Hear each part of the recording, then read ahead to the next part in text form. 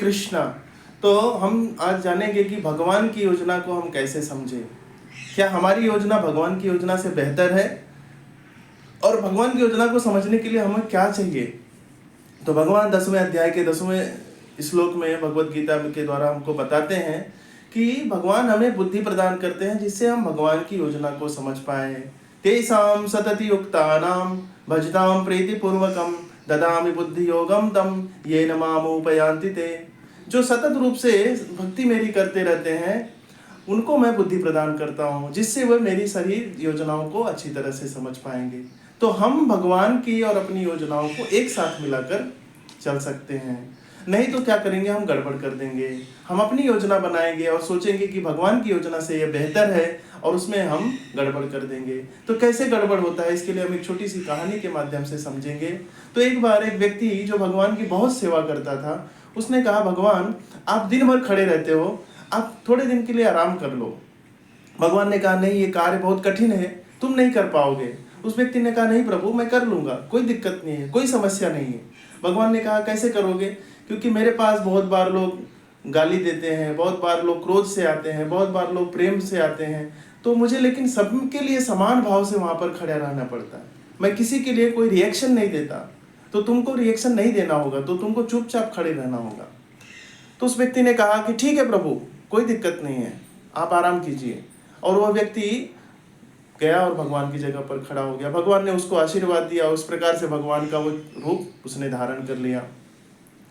तो उसी क्षण एक व्यक्ति आया और उसने भगवान को प्रणाम किया और कहा कि प्रभु, मेरी माँ की तबीयत ठीक नहीं है और मेरी नौकरी नहीं लग रही है, कृपया करके मेरे लिए कोई व्यवस्था कीजिए, मेरी घर की स्थिति सुधर जाए।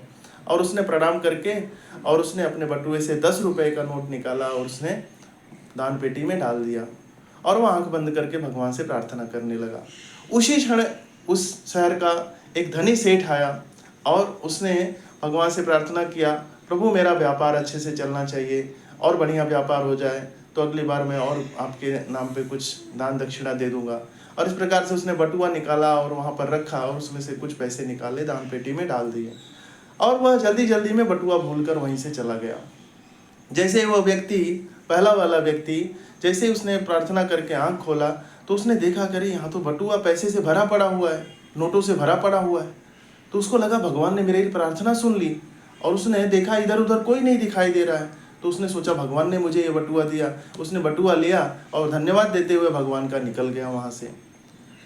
और उसी क्षण एक तीसरा व्यक्ति आ गया और उसने कहा, हे प्रभु, मैं सागर में जा रहा हूँ। वो कैप्टन था, उसको समुद्र में जाना था, कृपया करके मेरी रक्षा कीजिएगा। और ऐसा कहकर वो भगवान से प्रार्थना किया और चला गया। उसी क्षण वो सेठ जिसका बटुआ वहाँ छूट गया था, वो पुलिस लेकर आया और उसने उस व्यक्ति को पकड़ लिया। उसने कहा कि अभी मेरा बटुआ यहाँ पर छूटा था और तुमने मेरा बटुआ लिया है। उसने कहा, व्यक्ति ने कहा, नहीं, मैंने बटुआ नहीं लिया है, मैंने तो तुम्हारा बटुआ देखा भी नहीं। उस व्यक्ति ने कहा, ये झूठ बोल रहा है। पुलिस ने कहा, चलो मैं तुमको दंड दूंगा, तब तुमको सही सही तुम बताओगे। ऐसा दोनों में झगड़ा होने लगा। वो व्यक्ति कह रहा है मैं नहीं लिया और उसने कहा तुम चोर हो, तुमको दंड मिलेगा।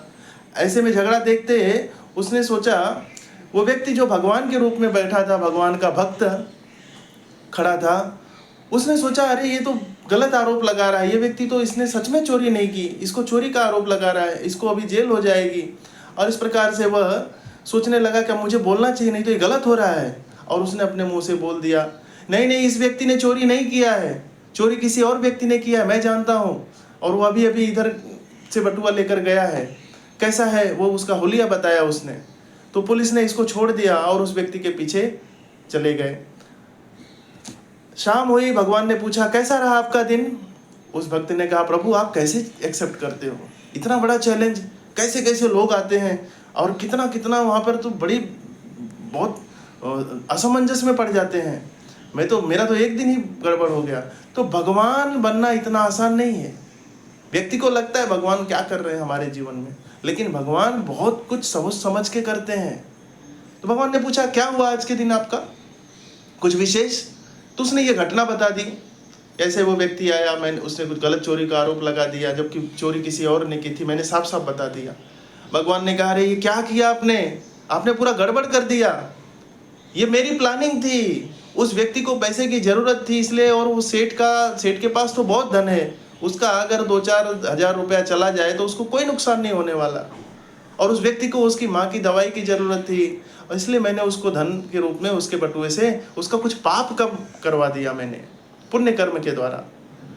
और इस प्रकार से वो जो तीसरा व्यक्ति जिसको तुमने बचा दिया, उस व्यक्ति को मुझे जेल में डालना था, क्योंकि वो समुद्र में जा रहा था और समुद्र में बहुत गहरा तूफान आने वाला है।